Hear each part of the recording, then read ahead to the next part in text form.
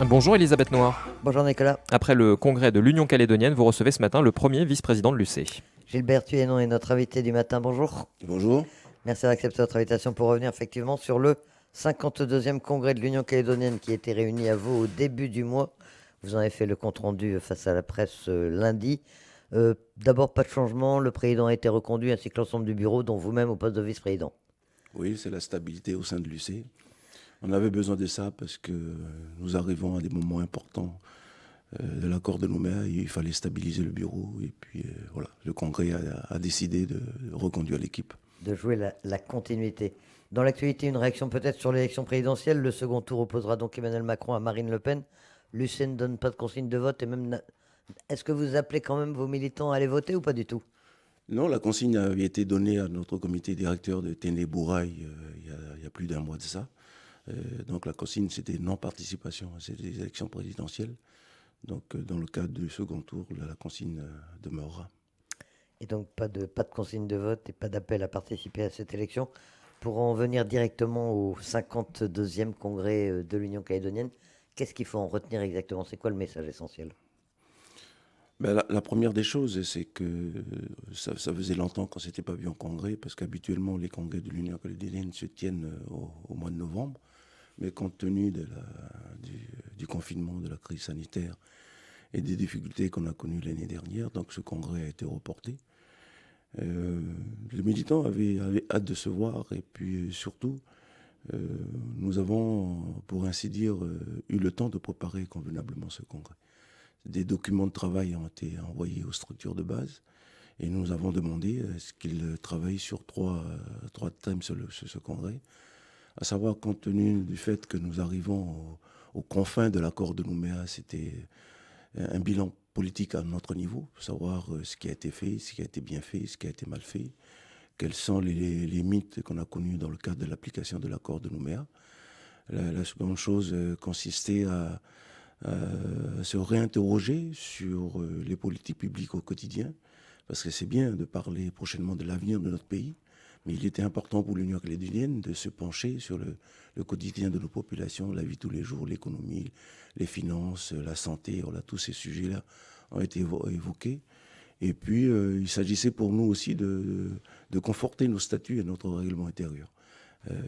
Parce que l'Union calédonienne, c'est une vieille dame, bientôt plus de 70 ans. Les statuts avaient été, datent déjà, il fallait un peu les revisiter, les rénover, et puis pour les mettre au goût du jour. Les toiletter un petit peu. Disons que comment on fait quand il y a confinement, qu'on ne peut pas se réunir, comment peut-on prendre les décisions? Voilà, ce sont des choses L'Union très simples. calédonienne passe à la visioconférence pour... Voilà, c'est ça, pour prévoir ce type, cette capacité de se réunir. Alors, Vous parlez des confins, vous parlez des confins de l'accord de Nouméa. Il a été signé pour 20 ans. Il finit quand? C'est quoi les confins? Ben, les confins de l'accord Nouméa, nous y sommes là. Parce que je rappelle que ce contrat social, en quelque sorte, avait été signé pour 20 ans. Je rappelle aussi qu'à l'époque, M. Jacques Lafleur voulait un contrat pour 50 ans. Nous, les indépendantistes, nous avons dit non, 20 ans. Et au bout de ces 20 23, ans-là, là. au bout de ces 20 ans-là, il était question que l'on se voit, que l'on se rencontre, que l'on regarde, mais qu'on examine les conditions créées. Mais en tout état de cause, ce qui est sûr, c'est que l'organisation institutionnelle qui sont nées des accords, les organisations institutionnelles qui sont nées des accords de Nouméa, et puis de plus largement des accords de Matignon-Oudinot, on a aussi convenu qu'elles resteraient à leur dernier stade d'évolution. Et pas de retour en arrière.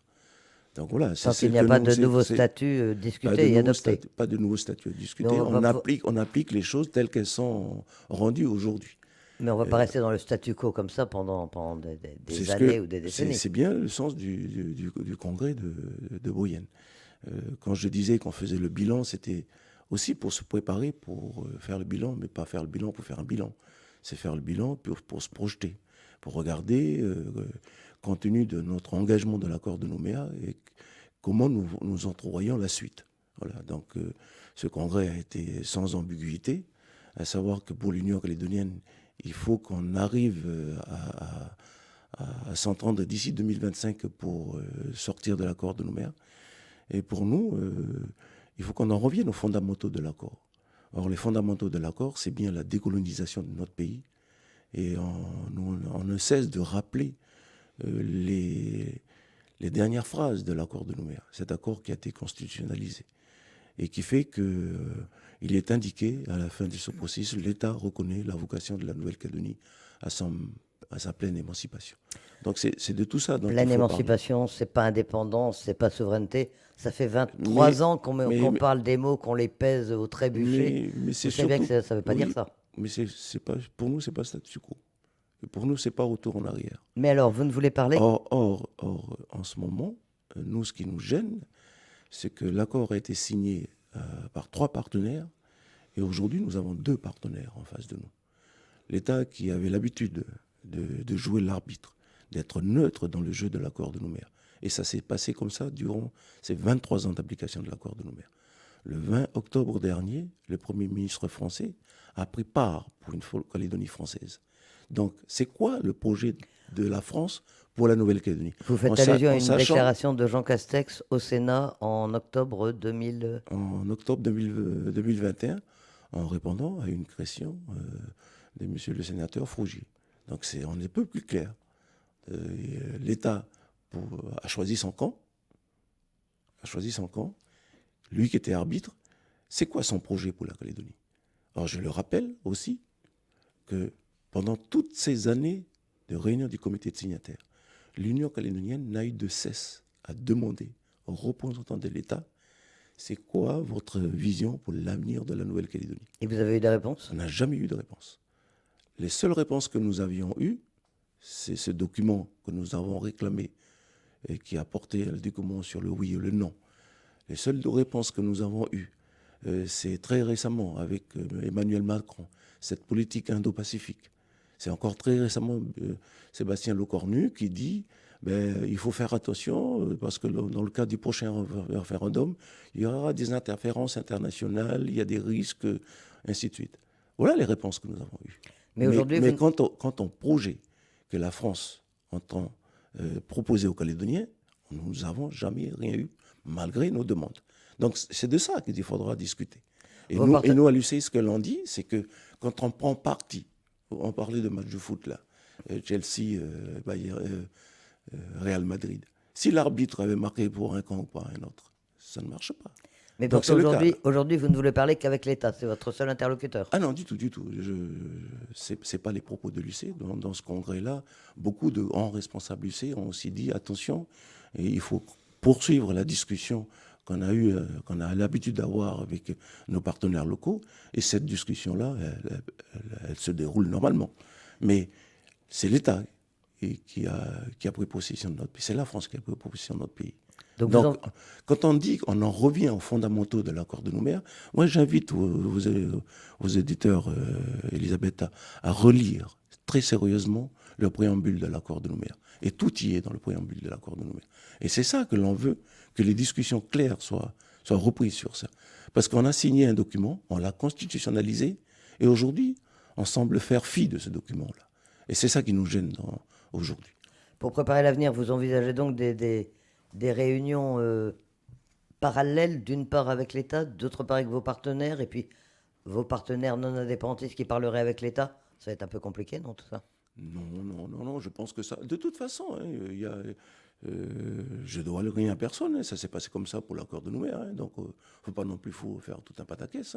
Pendant la discussion de l'accord de Nouméa, un coup, on était en direct avec l'État. Nos amis autonomistes loyalistes étaient aussi en discussion avec autonomistes, c'est Sébastien Lecornu qui les appelle comme ça aujourd'hui. Non, mais j'aime bien les deux mots, autonomistes et loyalistes. Et si Emmanuel Macron est réélu, ce qui est un scénario possible, voire probable, vous le considérerez comme un interlocuteur, alors qu'on a l'impression que depuis quelques mois, effectivement, vous êtes un peu, vos relations sont un peu tendues avec lui? Ouais, les choses ont quand même été recadrées dans le cadre de ce congrès-là. Et les militants de l'Union calédonienne ont dit qu'il faut surtout respecter le représentant de la nation française. C'est le représentant du peuple français.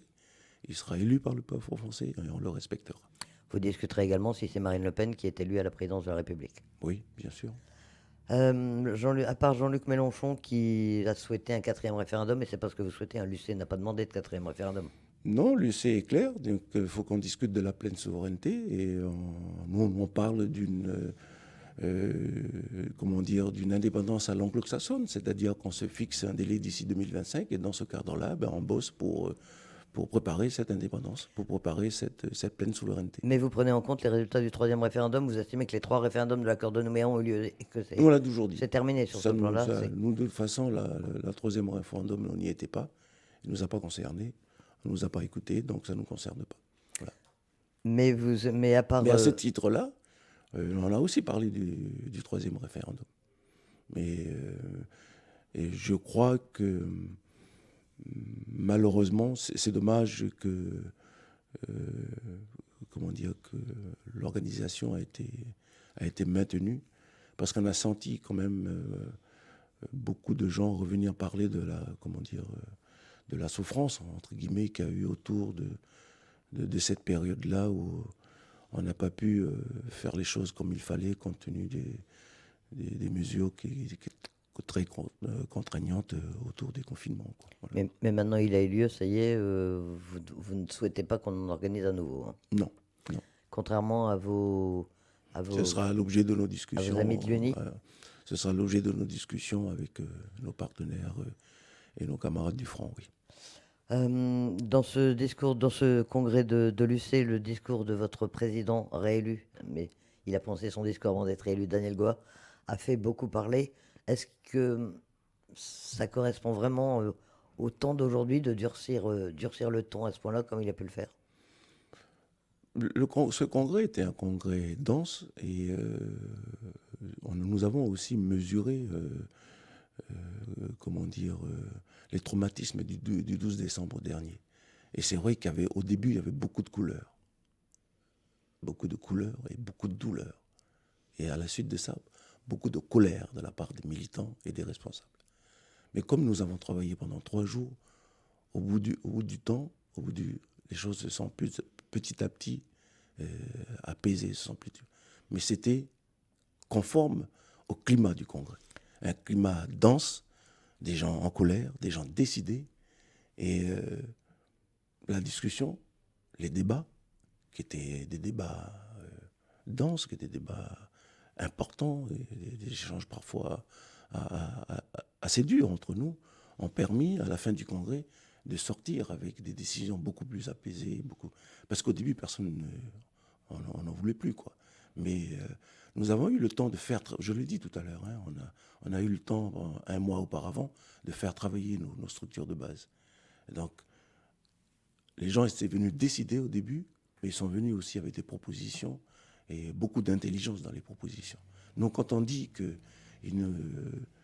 faut poursuivre le dialogue, parce que des paroles riches, des paroles ont été données aussi dans ce congrès-là.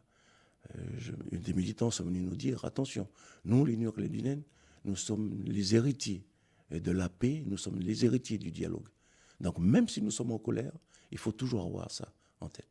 Moi, j'ai eu moi-même à rappeler à certains moments du Congrès qu'il faut se souvenir qu'en décembre 1984, quand les 10 personnes de la tribu du président Tjibaou ont été assassinées, le lendemain même, Jean-Marie Tjibaou levait le barrage en Nouvelle-Calédonie. Les barrages des événements. Donc c'est ça l'héritage de l'UC. C'est que malgré le fait qu'on est sous tension, malgré la colère, malgré tout ça, on arrive toujours à se remettre dans cet héritage de l'Union calédonienne. Et c'est pas pour rien que notre parti, sa devise, elle est restée la même, hein. 2 couleurs, un seul peuple. Donc c'est ça aussi qui, au bout d'un moment, guide les débats, réoriente un peu les choses, mais dans un cadre bien décidé. Voilà. Donc l'Union calédonienne, aujourd'hui, on dit qu'il n'y a pas d'autre perspective pour notre pays que la pleine souveraineté. Mais il faut qu'on s'y prépare. On s'y prépare intelligemment, dans les dialogues et dans la paix. Dernier mot, pas de participation à la présidentielle, on en parlait au début de cet entretien, et aux élections législatives, vous allez présenter des candidats? Les discussions vont avoir lieu au sein du FLNKS, et puis l'Union calédonienne n'est pas formellement opposée à une participation. Voilà, ça a été aussi discuté. Et puis, c'est une opportunité pour nous. C'est une bonne opportunité pour nous. Donc, on verra ensemble au Congrès du Front S'il y a des candidats. s'il y a des candidats et si nous sommes alignés pour y aller. On aura l'occasion d'en reparler. Gilbert Thuénon, premier vice-président de l'UC, merci d'accepter notre invitation. C'est moi qui vous remercie.